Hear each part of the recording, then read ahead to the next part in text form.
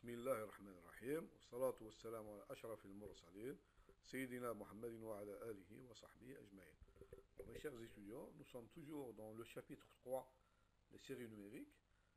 Aujourd'hui, nous arrivons à la leçon numéro 5. Dans cette leçon, nous allons comparer une série à terme positif avec une intégrale. Et nous allons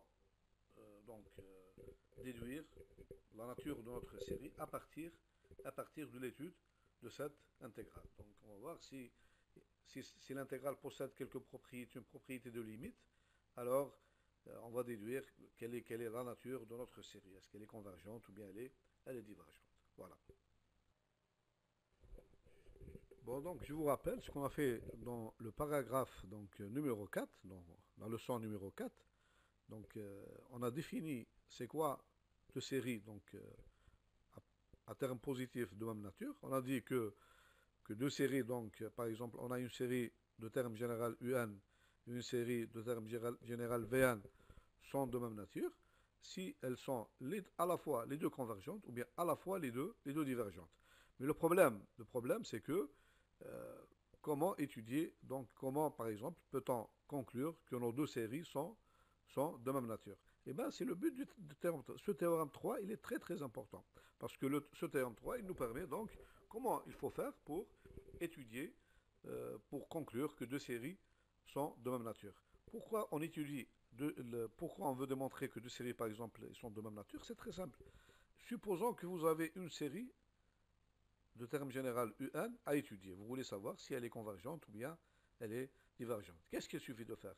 Il suffit de trouver une autre série de termes général VN qui, elle est connue, on connaît cette série, et de démontrer que notre série est équivalente à le terme général, ici en termes seulement de terme général. Il suffit de démontrer que le terme général de UN, ou bien il vérifie cette condition-là, c'est-à-dire le rapport, on peut mettre le rapport UN sur VN entre deux constantes A et B, ou bien aussi on démontre que le rapport UN divisé par VN converge vers une limite L qui est différente de 0. Si on arrive à faire ou bien le point A ou bien le point B, ceci implique que nos deux séries sont convergentes. Remarquez bien ici que on ne parle pas de la somme de la suite Sn, la suite des sommes, mais seulement du terme général de la série, c'est UN, et du terme général de l'autre série, c'est-à-dire VN. C'est-à-dire le problème de la convergence des séries revient à comparer de suite. Donc je répète, pour étudier une série, il suffit de comparer son terme général UN au terme général d'une suite, d'une série somme de VN qui est connue. C'est-à-dire le problème, je répète, le problème de la convergence ou bien de la divergence d'une série revient à étudier l'équivalence de deux suites. C'est ça. Si on arrive à démontrer que notre suite UN est équivalente à VN, ça c'est exactement ce que veut dire que UN est équivalente à L fois VN. Donc si on arrive à démontrer que le terme général de notre suite UN est équivalent à L fois VN, à une autre suite L fois VN, ceci, avec L différente de 0, ceci nous permet donc de conclure que nos deux séries sont de même nature. C'est-à-dire, elles sont ou bien les deux convergentes ou bien les deux sont divergentes. نعود بالعربية لأن النظرية هذه مهمة كثيرا. إذا المسألة نتاعنا وش هي؟ المسألة هي في الفصل هذا كامل هو دراسة السلاسل، وخاصة اللي يهمنا نحن هنا هما السلاسل ذات الحد العام موجب، ذات الحدود العامة الموجبة. إذا هنا ما هو يكفي يعني الحقيقة باش ندرسوا السلسلة هذه الحد العام نتاعها الآن، يكفي أن نوجدوا يعني الحقيقة هنا باش تدرس بالتعريف صعب، لأنك راح تدرس متتالية اس ان اللي هي اس ان تساوي او 0 زائد او ان زائد تساوي او ان، صعبة كثيرا هذه بالتعريف. هذه قضية تقريبا لا ما نطبقوهاش في السلاسل. إذا الآن واش ندير؟ نرجع تبوني مليح في القضية هذه. المشكلة نتاع دراسة السلسلة نرجعوا المسألة نتاع التكافؤ نتاع متتاليات. نعاود مسألة دراسة سلسلة هي المتقاربة أو متباعدة يرجع رجعوا انطلاقا من النظرية هذه اللي موجودة هنا، رجعوا إلى دراسة تكافؤ متتالية. خاطر أنا واش ندير هنا النظرية هنا واش تقول لي؟ إذا كان عندي، إذا كان الشرط نهز، إذا كان توجد مثلا آه، باش ندرس السلسلة هذه صوم تاع اليو ان، واش يكفي ندير؟ يكفي أني نوجد سلسلة واحدة أخرى صوم معروفة، تكون معروفة هذه الثانية، تكون سلسلة معروفة، مثلا ان سور ان ولا ان سور ان وكاري ولا معروفة، يعني الماهية نتاعها معروفة اسكي لي ديفيرجونت ولا الي كونفرجونت. دونك انا لما اذا كان السلسلة نتاعي راح ندرسها لقيت لها قدرت نصيب لها سلسلة واحدة أخرى صوم، نسميها هذه صوم تاع الريال، بحيث ماشي نلقى سلسلة فقط، بحيث تكون الحد العام نتاع السلسلة نتاعي اللي راح ندرسها المجهولة، وكما تعلمون وهو متتالية، نبرهن باللي هو يكافئ يعني يتوفر فيه الشرط هذا الشرط، يعني الرابور يو ان سور في ان نحصر ما بين ا و بي، او هنا في زوج ملاح، او يو ان ديفيزي بار في ان النهايه نتاعو تساوي عدد ال يختلف على الصفر. هذا في المصطلح نتاع المتتاليات درناه في السنه الاولى. هذا نقولوا كي يعود عندنا الشرط هذا موجود لما يكون يساوي واحد، نقولوا بلي يو ان تكافئ في ان، واذا كان هذا ال يختلف على الصفر ويختلف على واحد، نقول بلي يو ان تكافئ المتتاليه ال في ان، لانه خاطر يكون تقسموا يو ان على ال في ان راح تلقوا النهايه تساوي واحد.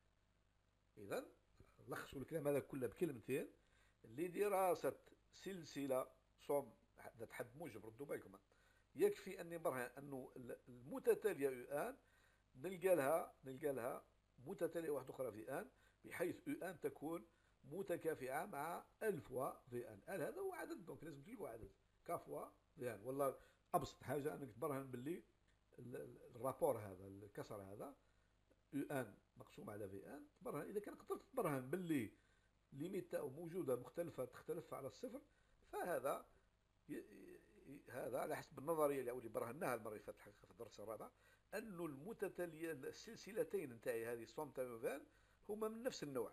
يعني اذا كان الصوم تاع فيان تكون متقاربه فهذه متقاربه، واذا كان الصوم تاع فيان متباعده هذه ثاني تكون متباعده. اذا راح نشوفوه في التمارين كلها راح نديروهم قبل، راح نطبقوا التقنيه هذه، نطبقوا التقنيه يعني لدراسه سلسله واش نديروا، نحوسوا لها على، نهزوا الحد العام نتاعها هو متتاليه، ونحوسوا له ما يسمى بالفرنسيه ان ايكيفالون، يعني اون سويت كي ايكيفالون، نحوسوا لها نحوسوا لها على اون سويت كي. اذا كان لقينا لا سويت هذه المشكل تاعنا فض، معناها يكفي انه برهنوا نشوفوا النوعيه نتاع السلسله هذه فيان وش هي متقاربه ولا متباعده، ونستنتجوا باللي هذه متقاربه ولا متباعده. ملاحظه هنا بيان سور ما تحوسوش على ان ايكيفالون تاع يو ان مع واحد في ان، بحيث يكون في ان في الصعوبه اصعب من يو ان، والله بدرجه كيفه هو مجهول، تحوس على مكافأة ثاني يكون مجهول. لا المكافأة اللي نحوسوا عليه هنا لازم يكون معلوم، لازم نكون نعرفوه، سلسله معيار، دونك سكون ابل بالفرنسيه اون سيري ايطالون، نعرفوا الخاصيه نتاعها السلسله هذه، سينو الطريقه هذه ما عندها حتى جدوى، ما عندها حتى جدوى. بعد ذلك اليوم ان شاء الله، اليوم هذا باش نفكركم بركه واش درنا في الدرس الرابع لانه درس مهم. اليوم في الفقره الخامسه راح نشوفها الان. في الفقره الخامسه ان شاء الله راح نعطوا اداه جديده، نمدوا اداه جديده، وسيله جديده لدراسه السلاسل الموجبه. والاداه هي مقارنه مع تكامل. دونك مش تكامل كما درناه في السنه الاولى، يشبه له تكامل، تكامل تاع داله واحده الحقيقه، مش راح نديروا تكامل دوبل ولا تريبل. دونك التكامل لما تكون واحد الشروط متوفره في التكامل هذا، فالسلسله نتاعنا تكون عندها نفس النوعيه مع هذا التكامل. بون هنا دونك هنا بون جو vais expliquer en français parce que العربيه تكلم بالعربيه باش الناس الكل يفهموني. بون dans cette leçon numéro qu'on note leçon numéro 5, donc on va donc donner un outil supplémentaire pour l'étude d'une série. Quel outil supplémentaire il s'agit? Donc il s'agit de comparer notre série donc numérique à terme positif avec une intégrale. Donc une intégrale un peu spéciale. Donc c'est une intégrale du type de première année, mais elle est un peu spéciale. Donc on va voir dans le théorème, quel est son type exactement. Bon, si cette intégrale possède quelques propriétés, donc notre série est convergente. S'il possède d'autres propriétés, notre série sera divergente. C'est un outil supplémentaire qui nous permet donc d'étudier donc les séries à terme positif.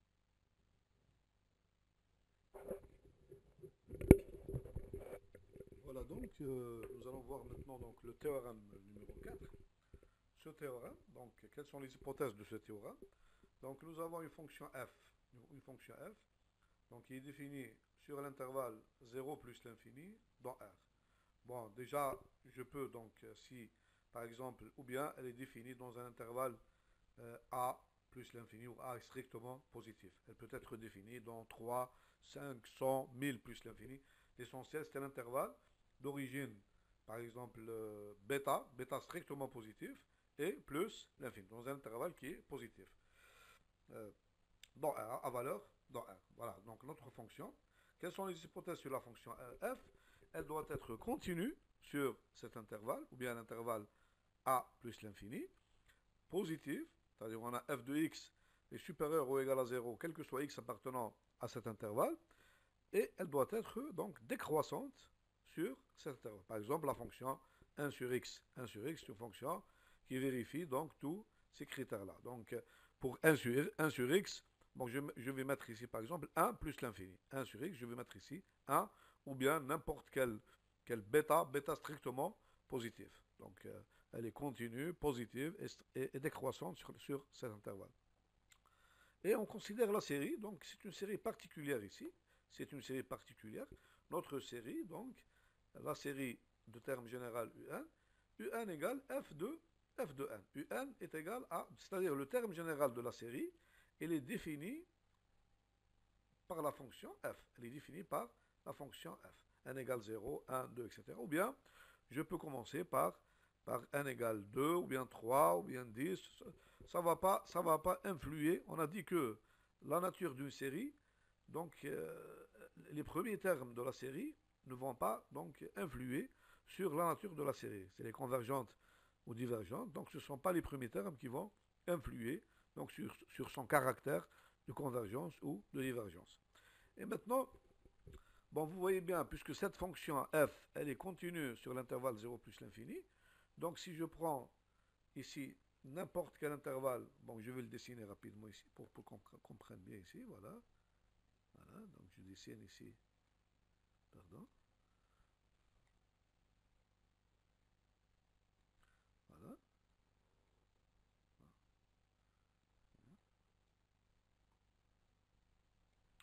Donc ma fonction, donc c'est une fonction qui est définie donc sur 0 plus l'infini, donc elle est décroissante. Donc positive, donc elle va se situer ici, la fonction f, elle va se situer dans ce cadran-là, elle ne peut pas être dans cette partie-là, donc elle est décroissante, et elle est donc, euh, quelque chose comme ça. Voilà. Elle est continue. Puisqu'elle est continue, donc je prends n'importe quel intervalle 0 alpha, je prends n'importe quel intervalle 0 alpha, ou bien ici n0 alpha, c'est la même chose, hein, ça ne va pas influer. Et je vais prendre l'intégrale, somme de 0 jusqu'à alpha, f de x dx.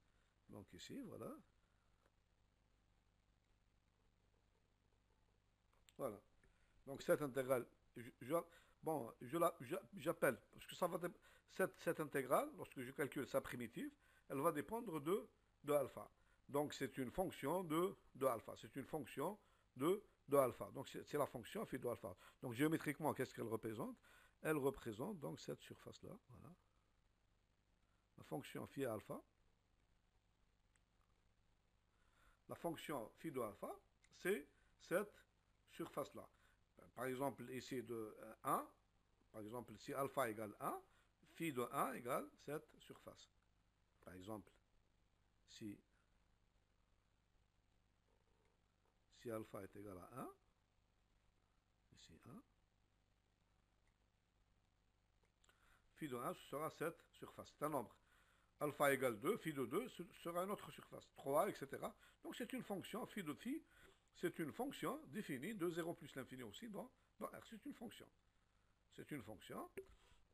Et à partir de cela, donc, je définis ma fonction phi de alpha. Alors on a, bon, si limite, lorsque alpha, donc puisque c'est une fonction phi, c'est une fonction, donc je le répète ici, donc phi, c'est une fonction qui est aussi définie de 0 plus l'infini dans R.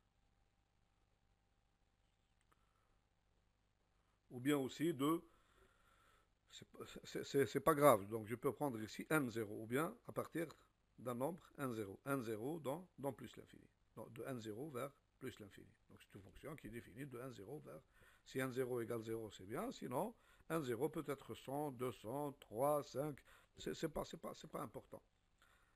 Par exemple, ici, à quoi est égal phi de 0? Phi de 0 est égal à 0 jusqu'à 0, f de x dx est égal à 0, est égal à 0.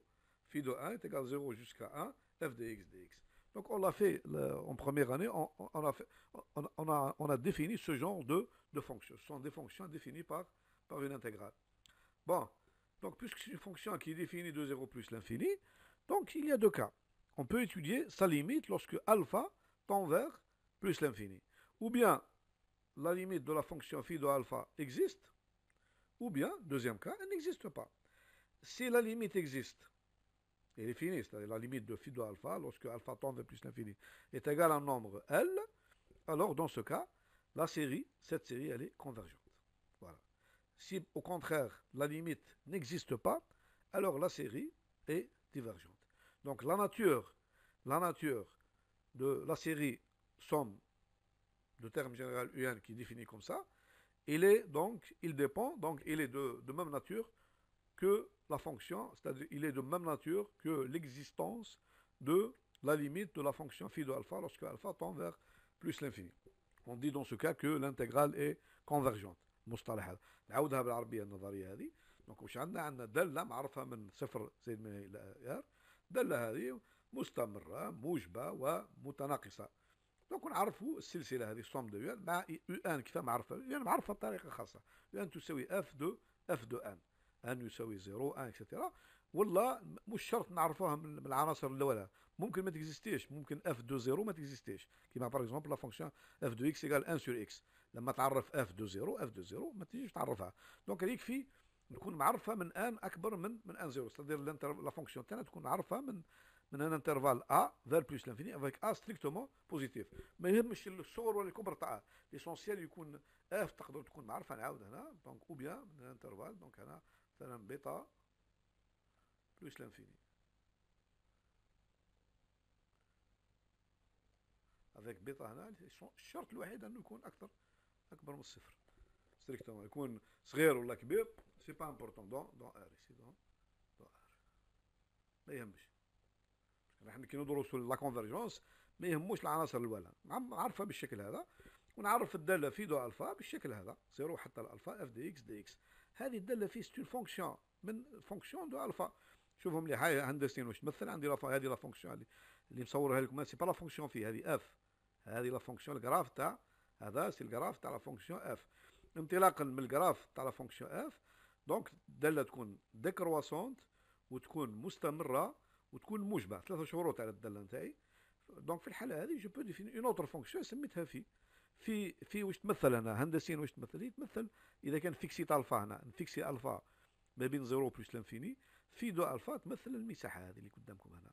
نبدل الفا جوبتي تحصل على مساحه واحده اخرى، نبدل الفا تحصل على مساحه واحده اخرى اكسترا. دونك جوبتي فونكسيون في الفا. النظريه واش تقول لي؟ دونك عند بيسك عندي الداله فيه معرفه من 0 حتى هي معرفه من 0 بلس لانفيني فير ار ار الداله فيه. اذا كان النهايه نتاعها موجوده لما الفا طوندي فير بلس لانفيني فالسلسله نتاعها متقاربه. اذا كان النهايه نتاعها غير موجوده فالسلسله نتاعها متباعده. دونك هذه وسيله، راح تشوفوا وسيله اخرى اللي عندنا لدراسه السلاسل التامه، وسيله اداه نقدروا نستعملوها لما ادوات اخرين ما يجديوش نفعها. راح نشوفوها من بعد. كاين ادوات ما عطيوش نتيجه، وهذه الاداه هذه تاع الانتجرال مقارنه بتكامل مد اون جينيرال ساعات تمد النتيجه. Par exemple, نمدو par exemple هنا on considère إذا شوفوا مليح لو كون نهزو هنا f de x f de x مثلا f de x تساوي واحد على x تساوي 1 sur x. واش تولي السلسلة نتاعنا؟ شوفوا مليح u1 واش تولي؟ u1 devient 1 sur 1. السلسلة نتاعنا تولي دونك السلسلة نتاعنا تولي دونك نبداها من ان ايكال 1 دونك من ان ايكال 1 ما نبداوش من ان ايكال 0 نبداو من ان ايكال 1 جوبتيان 1 دونك ان ايكال 1 سي 1 بلس 1 demi plus 1 tiers plus etc. شفتوا السلسله نتاعك كيف دايره لما نكونسيديري الداله اف دو اكس تساوي 1 سور اكس. بون الداله هذه نجم نعتبرها هذه الداله فيها الشروط تاع التيوريم تاع النظريه. وعلاه باسكو بون ما نهزش جو برون با زيرو نهز 1 بلس لانفيني. دون الداله هذه اف كما راكم تشوفوا هنا اف نعرفها من 1 بلس لانفيني دون ار في المجال هذا. دونك الداله باردون سي با اف بريم سي اف هنا. دونك انا نكتبها بركا دونك اف هنا. دونك فوالا سي مليح. دونك الداله نتاعي اف هذه دونك الي كونتينيو ديكروسونت معروفه بالداله هذه ديكروسونت الي ديكروسونت و الي دونك بوزيتيف دونك باسكو 1 سور اكس دونك الي المشتقه نتاعها تساوي موان 1 سور اكس او كاري دونك نيجاتيف دونك ديكروسونت و دونك نصور الجراف تاعها سي فو فولي بيان. Je vais dessiner le graphe de la fonction هذه 1 sur x. Voilà. Je vais dessiner son graphe. Voilà. الجراف تاعها دونك نبدا من A هنا نبدا من A. دالة معرفة. فوالا. انطلق من هنا ضربة. نبدا من نقطة A. Voilà. Voilà.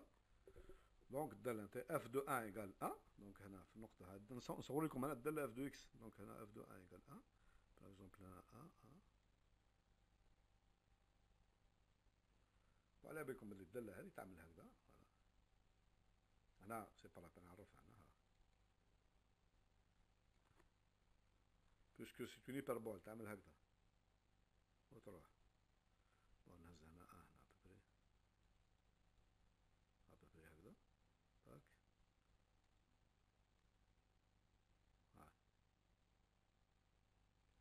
هذه الدالة. دونك في دو الفا دركا سي كوا في دو الفا؟ في دو الفا هي دونك هندسيا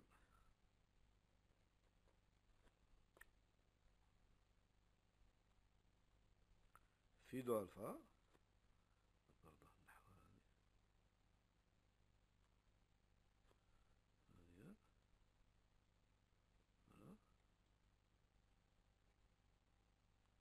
voilà في دو الفا c'est quoi donc je vais le mettre en rouge. في دو الفا نهزو الفا quelconque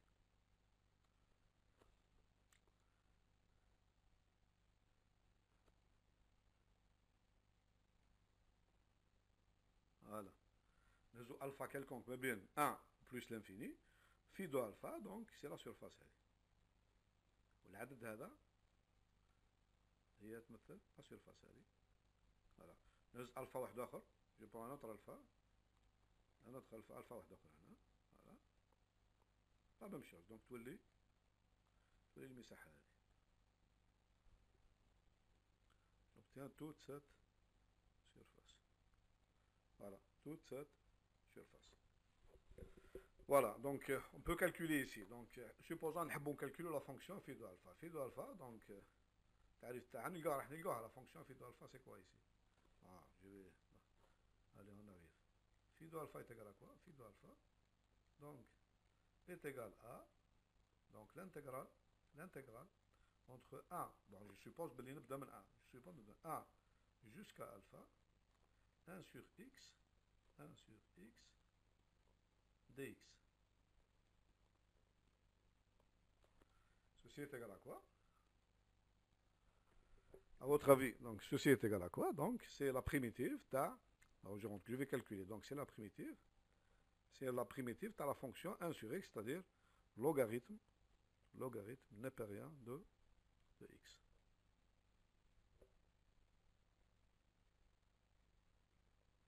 Donc entre 1 et alpha. Et ceci est égal à quoi? Donc est égal à logarithme népérien de alpha moins log de 1 qui est égal à 0.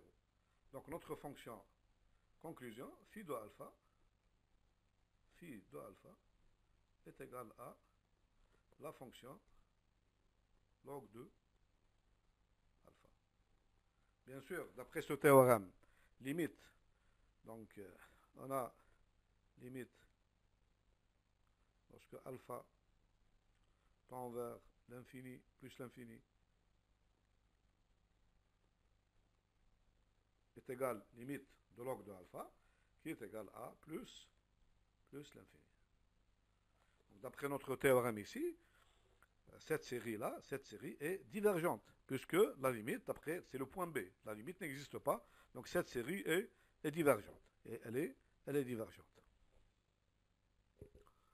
Bon, comme application directe donc, de ce théorème, donc on va étudier la série, donc exercice. Dans cet exercice, on nous demande d'étudier la série de termes généraux 1 sur n à la puissance lambda, avec lambda appartenant à R. Voilà, donc on étudie quelle est la nature donc, de cette série. Est-ce qu'elle est donc suivant les valeurs de lambda.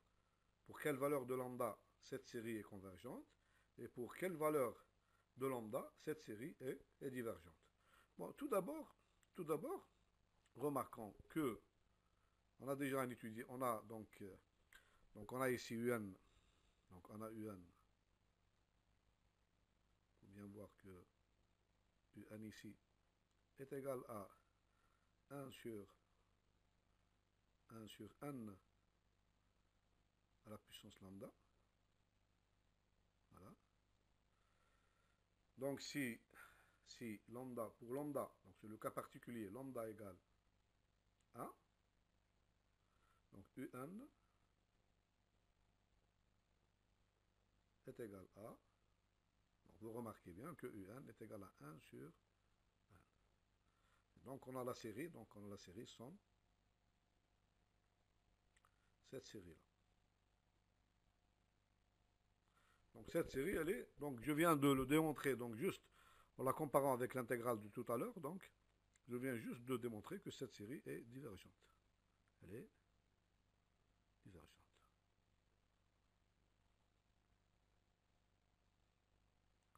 Donc le cas lambda égale 1, c'est un cas qui est donc résolu. Donc il nous reste le cas, donc lambda, donc on va étudier donc le cas lambda différent de 1. Voilà. On va étudier ce cas. Voilà. On va étudier, donc on va s'intéresser au cas lambda différent de 1. Bon, quelle fonction on associe pour cette série? Donc c'est clair ici qu'on va associer la fonction f de x, donc c'est la fonction f de x, donc vous voyez bien que c'est la fonction f de x est égale à 1 sur x à la puissance lambda, qui est aussi égal à x à la puissance, donc x à la puissance moins lambda. Bon, il faut voir ici que, donc ici, cette fonction, elle est bien définie. Donc, comment on la définit cette fonction? Je vous rappelle que cette fonction est égale à l'exponentielle e moins lambda ln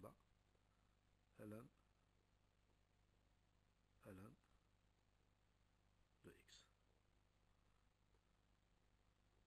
Donc cette fonction, x à la puissance moins lambda, ou bien de façon générale, donc ici, elle est définie pour x strictement positif. Puisqu'on a ici le logarithme, donc c'est ça la définition de la fonction x à la puissance, en général x à la puissance bêta, donc un bêta réel quelconque. Lambda ici, il peut être racine de 2, il peut être pi, il peut être e, il peut être un nombre positif, un nombre... Lambda, il appartient à R. C'est x qui est, voilà, c'est défini comme ça, la fonction x à la puissance moins lambda, ou bien de façon générale x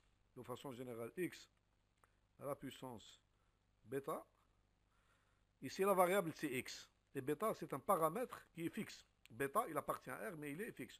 Par définition, c'est e à la puissance bêta logarithme népérien de x. On voit bien que la fonction x à la puissance bêta, elle est définie pour, donc son domaine de définition, c'est R étoile plus, pour x strictement, elle n'est pas définie pour x négatif. Bon, voyons un peu, donc, sur l'intervalle, donc, on peut la considérer sur un intervalle, donc, par exemple ici, bêta plus l'infini, dans R. L'essentiel ici, c'est que mon bêta soit un nombre qui est strictement positif. Donc cette fonction, sur cet intervalle-là, cette fonction-là, vous voyez bien, c'est une fonction composée. Donc c'est une fonction qui est donc définie, continue. Pourquoi elle est décroissante? Parce qu'on a f' de x, regardez bien, f' de x est égal à quoi? Est égal à quoi? Donc comment je fais? Donc d'abord, je dérive cette fonction. Je dérive d'abord cette fonction. Donc par rapport à x, qu'est-ce que j'obtiens ici? Donc j'obtiens moins lambda. La dérivée de logarithme, c'est 1 sur x. Donc moins lambda divisé par x multiplié par e à la puissance moins, après l'exponentielle, lambda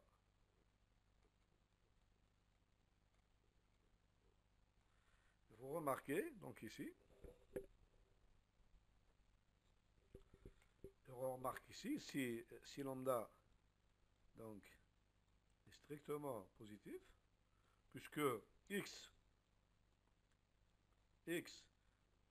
est strictement positif, alors donc on a f' de x, donc est strictement négatif. Ceci implique que la fonction f est strictement décroissante pour donc sur l'intervalle, sur tout intervalle bêta plus l'infini. Voilà.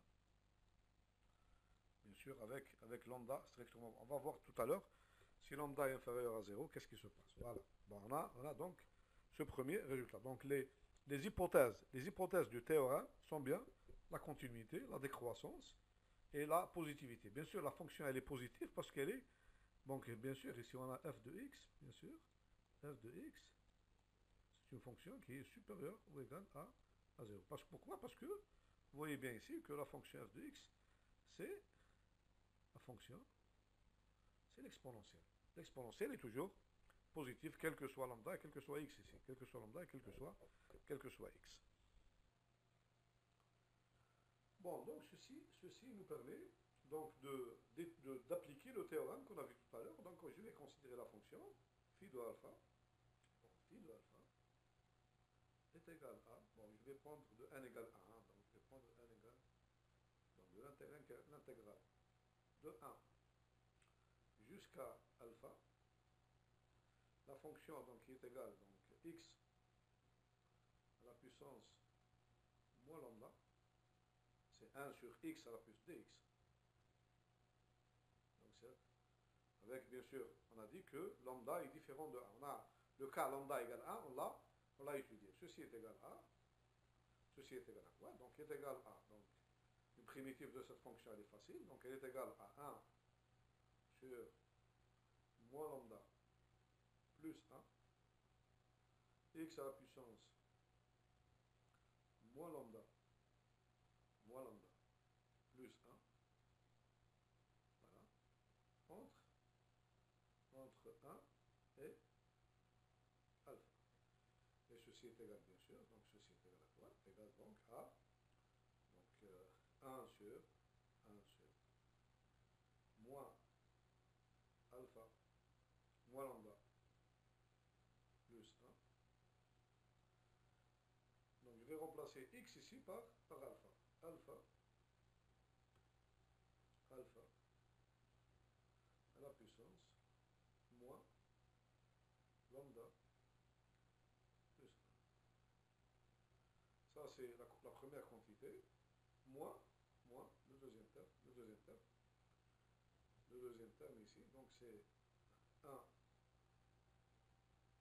divisé par moins lambda plus 1, plus 1, multiplié par donc cette fonction-là, elle est égale à 1. Cette fonction-là, elle est égale, donc je remplace x par 1, j'obtiens donc 1 à la puissance. Donc j'obtiens donc, puisqu'ici j'ai moins lambda, donc si vous voulez donc calculer avec le logarithme, vous allez avoir la même chose. Donc voilà, moins cette quantité-là. Cette quantité-là, elle n'est pas importante. Donc cette quantité-là ne dépend pas de... C'est une constante. Ça, c'est une constante. Égal. Ça, c'est une constante. Donc dans le calcul de la limite, ça aussi, c'est une constante.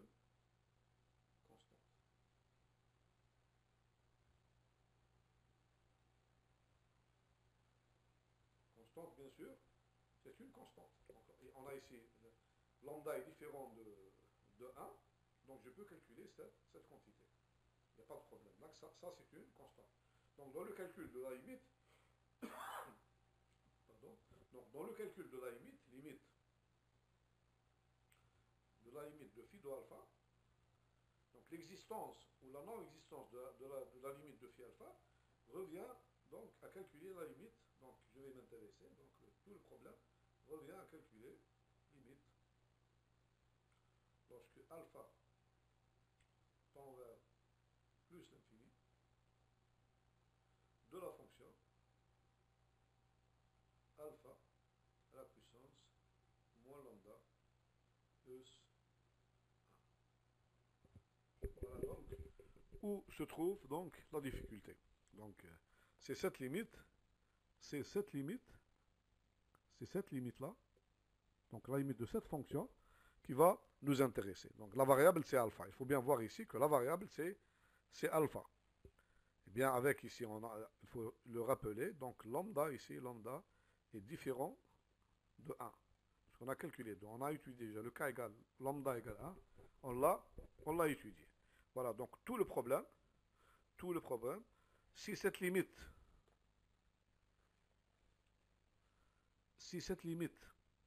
existe, elle est finie, lorsque alpha tend vers plus l'infini, alors notre série est convergente. Si cette limite n'existe pas, donc puisque si cette limite existe, alors je la multiplie par une constante, elle existe, je lui rajoute donc une constante, donc elle reste finie, elle existe. Si cette limite par exemple elle est égale à plus l'infini ou moins l'infini, je ne sais pas, plus l'infini parce que la fonction est positive, donc je vais la multiplier par un terme qui est constant, et je lui rajoute un terme qui est constant, donc la limite n'existe pas, donc elle ne va pas influer sur, parce que ce terme-là n'est pas nul. Ce terme-là, il est différent de 0, parce qu'on est dans le cas lambda différent de 1. Bon, donc on avait dit que cette fonction est égale à quoi? Par définition, c'est quoi? C'est limite. Lorsque alpha tend vers plus l'infini, par définition, ça c'est quoi? C'est la fonction exponentielle e à la puissance, donc e à la puissance moins lambda plus 1 moins lambda. Donc ici, logarithme népérien, log de alpha. Log de alpha. C'est ça Donc c'est la même chose. Donc c'est par définition cette fonction-là. Pour, pour alpha, on a ici alpha positif et ce terme-là qui est un nombre réel. Donc on a cette expression-là. Bon, on a deux cas ici. En vérité, on a deux cas. Si lambda, premier cas, donc 1. Le premier cas, si lambda est strictement supérieur à 1. Alors, on obtient ici, puisqu'on a moins lambda, moins lambda est inférieur à moins 1, et ceci implique que, on a ici 1 moins lambda, 1 moins lambda, donc il est strictement inférieur à 0. 1 moins lambda, il devient strictement inférieur à 0. Et par conséquent, ceci m'implique que, donc ce terme-là, le terme qui est avec, donc ce terme-là, il est négatif. Il est négatif. Donc ici, ce terme-là, il est négatif. Donc lorsque alpha tend vers plus l'infini, on a ici donc le logarithme log de alpha, il va tendre vers plus l'infini. Et je le donc multiplie par un scalaire qui est négatif, donc c'est une constante ça, qui est négatif. Donc tout ce terme-là, voilà maintenant, tout ce terme-là, il va tendre vers moins l'infini. Et ma limite, c'est quoi? C'est-à-dire l'exponentielle. L'exponentielle, c'est comme si je calcule, donc ceci est égal, je vais l'écrire, limite de e à la puissance y, c'est la même limite avec y tendant vers moins l'infini. Et vous savez bien que ceci est égal à 0. Donc conclusion, donc ici limite, je vais l'écrire, limite, conclusion, limite de phi de alpha, lorsque lambda, donc je l'encadre ici, lorsque lambda est strictement supérieur à 1, limite de phi alpha, lorsque alpha tend vers plus l'infini, est égal à, donc j'ai démontré qu'il est égal à 0. Bon, maintenant le deuxième cas, il est plus simple encore, il est plus simple. Donc si j'ai lambda maintenant, deuxième cas, lambda strictement inférieur à 1, donc directement, ceci implique que, donc moins lambda est plus grand que moins 1, et par conséquent, 1 moins lambda, donc il est strictement positif. Il est strictement positif. Ceci m'implique que cette limite-là, donc on la revoit, donc j'ai ici limite, je vais l'écrire, donc limite, parce que alpha tend vers plus l'infini, de l'exponentielle e à la puissance, donc 1 moins lambda, 1 moins lambda, 1 moins lambda, logarithme népérien de alpha. Voyons ici dans ce cas qu'est-ce qu'on obtient. On obtient, c'est simple ici. Donc la même chose ici, le logarithme, il va tendre vers plus l'infini. 1 moins lambda, donc il est positif. Donc ceci implique que tout ce terme-là, il va tendre vers plus l'infini. Et ma limite, elle est égale en vérité, c'est la même limite, lorsque y tend vers plus l'infini, de l'exponentielle de y. Avec y est égal à 1 moins lambda, logarithme de alpha. Donc ceci, on sait bien que ceci est égal à plus l'infini. Par conséquent, conclusion, lorsque lambda est strictement supérieur à 1, donc ma série, elle est divergente. Bon, je ne l'ai pas écrit, lorsque lambda, lorsque lambda,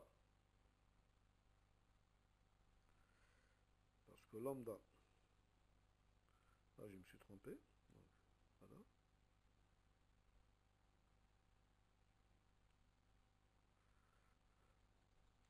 Bon, là, je ne l'ai pas écrit, donc limite est égal, ceci implique aussi, donc ceci implique que, donc, par conséquent, ici, j'ai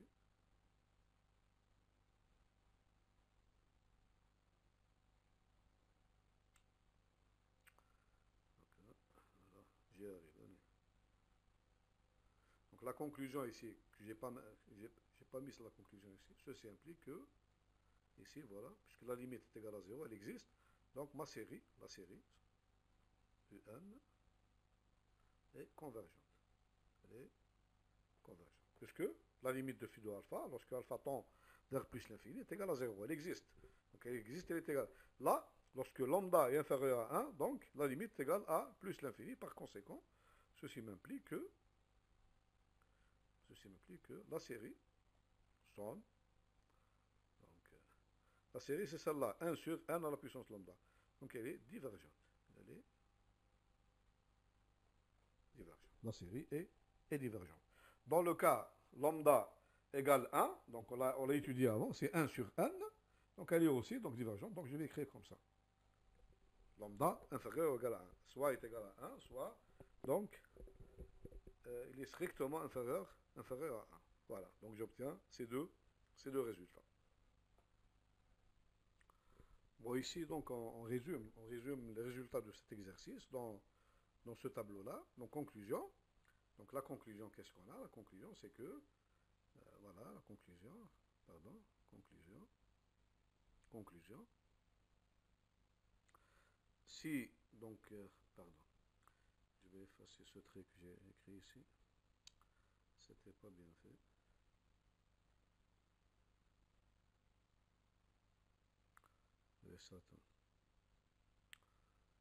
Donc la conclusion qu'est-ce qu'on a? Conclusion, je vais le écrire, allez, rapidement. Donc conclusion,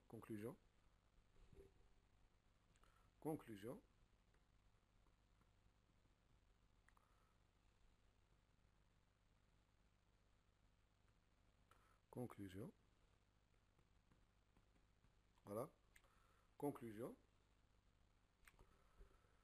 Si lambda est strictement, donc je vais donc encadrer cette conclusion. Voilà. Si lambda,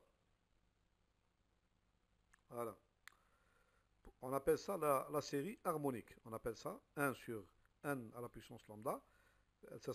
Cette série s'appelle la série harmonique.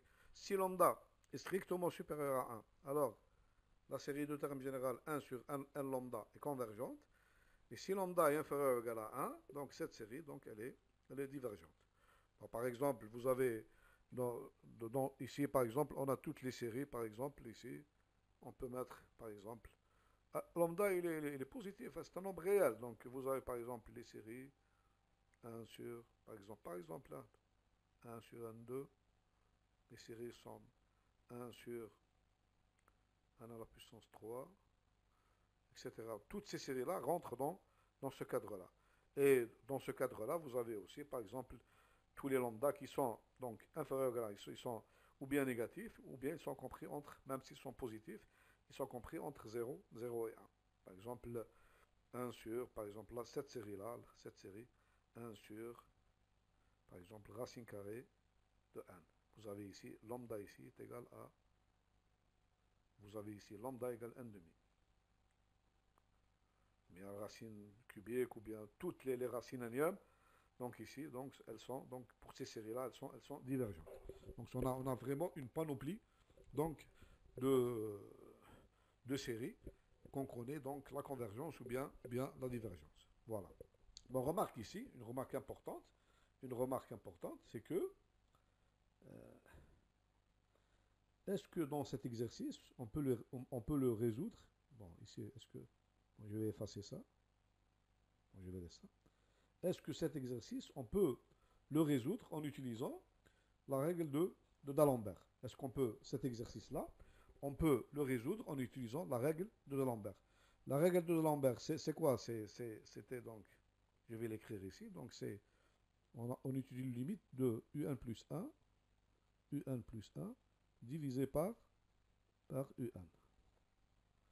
Donc UN plus 1 est égal à 1 sur n plus 1 à la puissance lambda, divisé par 1 sur n à la puissance lambda. Et ceci est égal à quoi? Je vais faire la division. Donc ceci est égal à n à la puissance, pardon, lambda, c'est lambda. Oui, je mets alpha. Donc c'est n à la puissance lambda divisé par donc divisé par n à la puissance lambda divisé par n plus 1 à la puissance lambda. Et ceci est égal à quoi? Est égal à, donc n divisé par n plus 1, n plus 1, n divisé le tout à la puissance, le tout à la puissance lambda. On va étudier la limite de ce terme-là lorsque n tend vers l'infini. C'est ça la règle de D'Alembert. Donc on a limite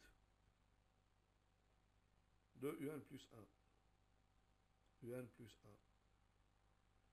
divisé par un lorsque n tend vers l'infini est égal à limite du terme, donc ici, n divisé par n plus 1, le tout à la puissance lambda. Bon, ici on peut passer, au logarithme, donc je vais le faire en haut. Donc, on va passer au logarithme. Donc on a logarithme, on va calculer la limite du logarithme d'abord. ln de n divisé par n plus 1, donc le tout à la puissance lambda,